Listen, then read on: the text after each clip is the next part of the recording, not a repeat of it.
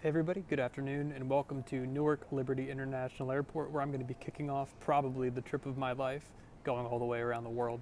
But to start, something a little bit less exciting, at least for me personally, as I'm going to be flying a flight pairing that I've flown more than any other with an airline that I've flown for more than any other. Regardless, I'm excited to take you all with me, and let's get started. Cool, so now we're all checked in at Newark, and honestly it was a pretty quick process today. Bag drop only took maybe 2 or 3 minutes, and getting through security, maybe only 10 more. Now we're here in Terminal B, gates 41 through 49, and this terminal leaves a lot to be desired if we're being honest here. Alaska, which is the airline that I'm flying today, they share space with Spirit and Frontier, which doesn't exactly create the best terminal experience. Things get pretty crowded because obviously Spirit and Frontier, low-cost carriers, they really fill up their planes, high capacity, and that makes it so that it's really hard to find a seat. And the restaurants here, not great. There's no space really to go get work done or anything like that.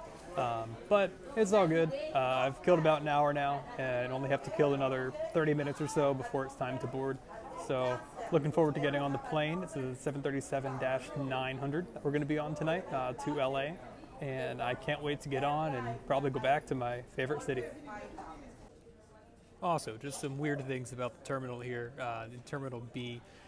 This section, for whatever reason, is themed around the Jersey Shore, which is fine when it's the summer, but it's currently November as of me filming this, and it just doesn't make much sense anymore. I've flown out of this terminal so many times. I went to college at USC in LA, so I've taken this flight so many times, Alaska from Newark to LA, and every time I've questioned, why does this terminal never change, and why is the theming Jersey Shore?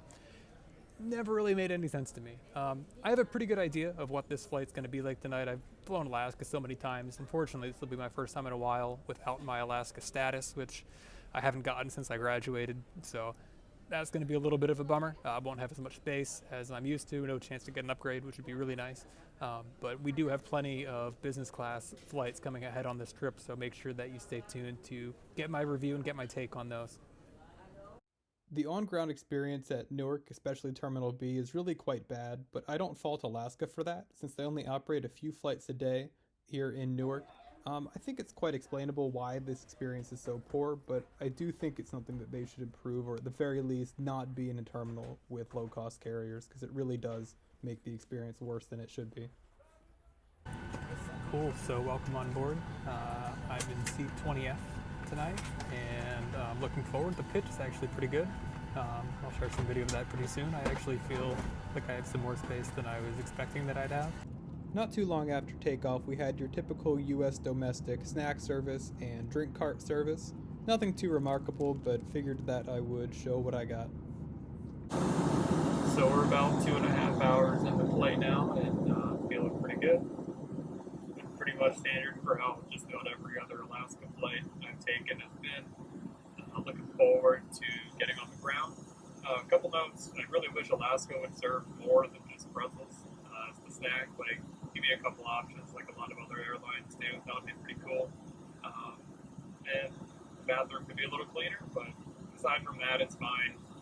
This is just economy, transcontinental flight, nothing crazy.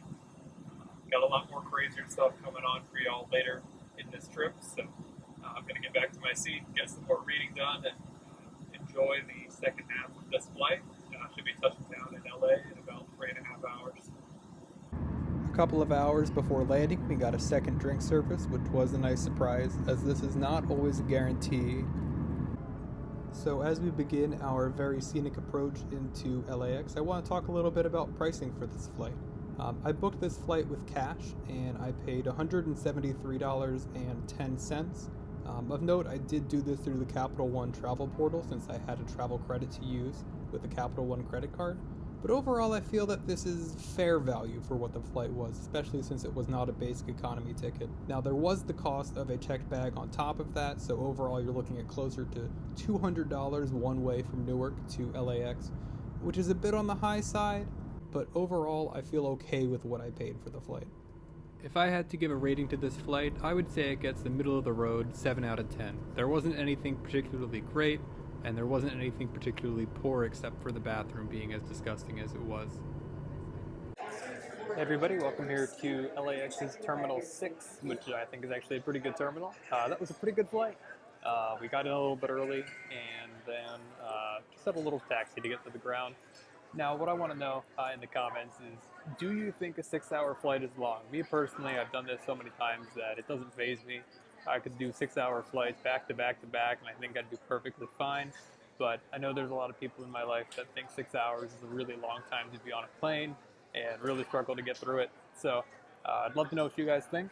Now, with that being said, I am going to end this video here, and I hope everybody has a great day, and I'll see you back here at LAX in a couple days for my next flight, where I'm continuing my journey west.